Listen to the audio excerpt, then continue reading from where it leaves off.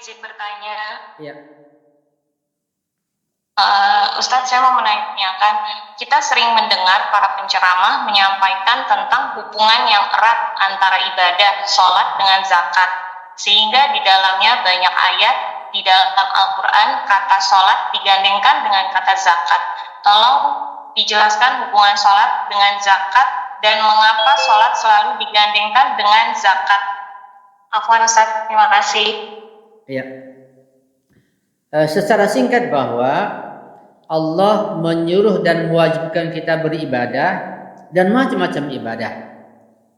Dan perintah tersebut untuk kita dengan macam-macam ibadah harus kita laksanakan semuanya. Karena semua ibadah yang diwajibkan pada kita itu bukan saja satu ibadah, semua ibadah itu satu kesatuan untuk menuju pada kesempurnaan. Artinya bahwa kalau kesempurnaan insan adalah surga, maka surga bisa dicapai dengan ibadah semuanya itu. Jadi ibadah itu harus semuanya kita laksanakan. Dia satu kesatuan menuju surga, menuju kesempurnaan. Ibadah sholat saja tidak mungkin mencapai surga kalau ibadah yang lain tidak dilaksanakan. Begitu. Itu globalnya begitu. Yang kedua bahwa ibadah itu ada ibadah yang efek dan manfaatnya berkaitan masalah maknawiyah, masalah ruhaniyah, masalah kita dengan Allah SWT. Ada ibadah yang efek dan manfaatnya untuk masalah sosial. Ya. Sehingga kita ini manusia masih hidup sekarang ini, kita punya hubungan pada Allah juga punya hubungan pada manusia. Supaya ibadah kita ini berefek kepada Allah untuk mencapai kesempurnaan juga pada manusia, kita bisa berbuat baik, maka semua ibadah, baik ibadah kepada Allah, ibadah sholat kita laksanakan. Nah, ibadah sholat itu dia lebih dominan merapikan, memperbaiki hubungan kita kepada Allah Subhanahu wa taala. Sedangkan ibadah zakat dia lebih dominan, lebih condong memperbaiki hubungan sosial untuk membantu fakir miskin, orang yang tidak mampu, ya. Itu zakat, baik zakat wajib termasuk khumus maupun zakat mustahab.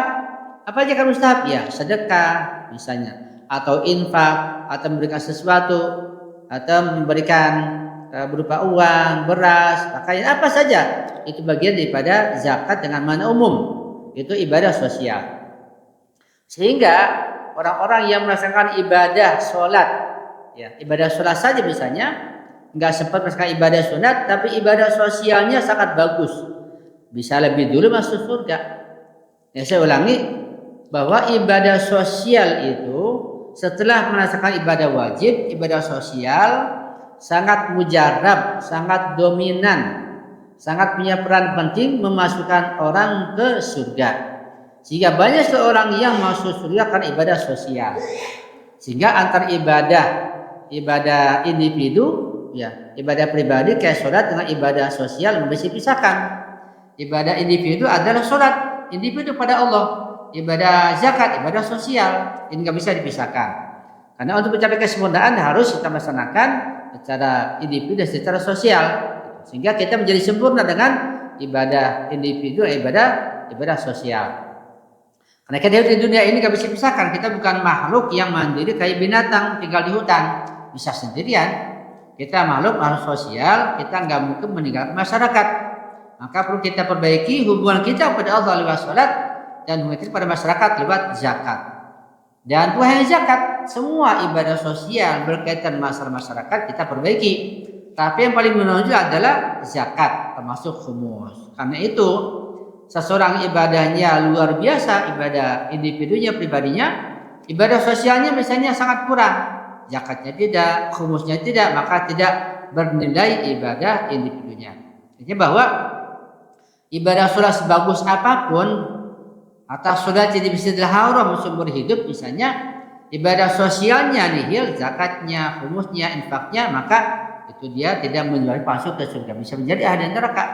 Tapi sebaliknya, orang yang dalam masalah sosial luar biasa, sering memberikan bantuan pada orang lain, memperhatikan fakir miskin, makanannya, pakaiannya, bayar hutang, buat bayar kontrakan misalnya, buat bayar pendidikannya, perhatikan betul. Tapi ibadah individunya hanya wajib saja, hanya sholat wajib saja.